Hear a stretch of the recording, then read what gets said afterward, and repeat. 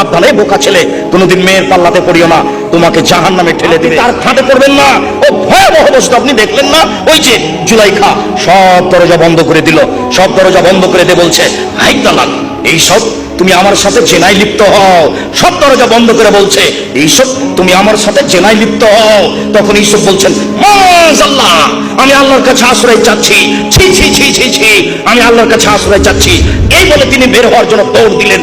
পিছন দিক থেকে জুলাইখা জামা ধরে টানতে লাগলো, ছিঁড়ে হাতে থেকে গেল। তিনি বের হয়ে গেলেন, দরজা খুলে বের হয়েছিলেন তা বোঝা যায় না। তিনি আগে আগে বের হলেন, পিছনে পিছনে জুলাইখা বের হলো। সেখানেই ছিল জুলাইখার স্বামী। তিনজনে এক জায়গায়, জুলাইখা, ঈসব, জুলাইখার স্বামী। চট করে জুলাইখার কথা পরিবর্তন করে দিল। দেখেন, এই লোকটা আপনি বাড়িতে রেখেছেন যে আপনার স্ত্রীর সাথে জেনা করতে চায়, আর আপনি একে বাড়িতে রেখেছেন এ আপনার স্ত্রীর সাথে জেনা করতে চায়। সাবধানে বোকা ছেলে, কোনোদিন মেয়ের পাল্লাতে পড়িও না, তোমাকে জাহান্নামে ঠেলে দিবে। এই দেখো, ঈসবের মতো মানুষকে বেকায়দায় ফেলে দিল। তারপরে বলছে, আর আপনি জুলাইখার স্বামী কি ঘোষণা দিবেন? আমি জুলাইখা বলছি, একে যথাযথ পিটন দিতে হবে, নইলে জেলখানায় বন্দি করতে হবে। ঈসবকে যথাযথ পিটন দিতে হবে, নইলে জেলখানায় বন্দি করতে হবে। 12 বছর জেল হয়ে গেল। 12 বছর পরে সরকারের পক্ষ থেকে ঈসবকে ডাকতে আসা হলো। ঈসব বললেন, আর আমি জেল থেকে বের হবো কেন?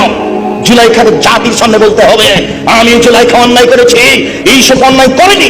যতদিন পর্যন্ত জুলাইখা জাতির সামনে ঘোষণা না দিবে, ততদিন পর্যন্ত আমি ঈসব জেল থেকে বের হবো না।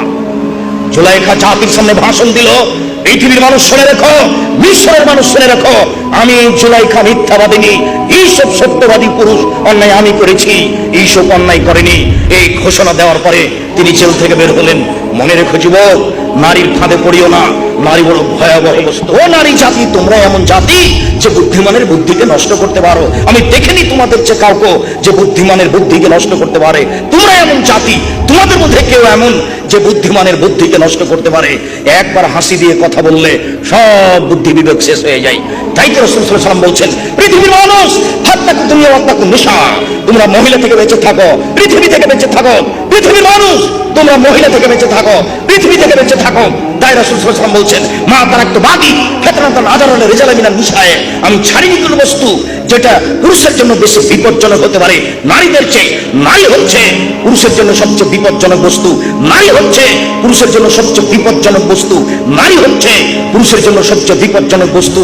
তাই তো রাসূল সাল্লাল্লাহু আলাইহি ওয়াসাল্লাম বলছেন, ইন্নাল মারাতা তুদবিলু ফি সুরাতি শায়তান ওয়া তুদবিরু ফি সুরাতি শায়তান। নিশ্চয়ই মহিলারা শয়তানের বেশ ধরে আসে, শয়তানের বেশ ধরে যায়। নিশ্চয়ই মহিলারা শয়তানের বেশ ধরে আসে, শয়তানের বেশ ধরে যায়। নিশ্চয়ই মহিলারা শয়তানের বেশ ধরে আসে, শয়তানের বেশ ধরে যায়।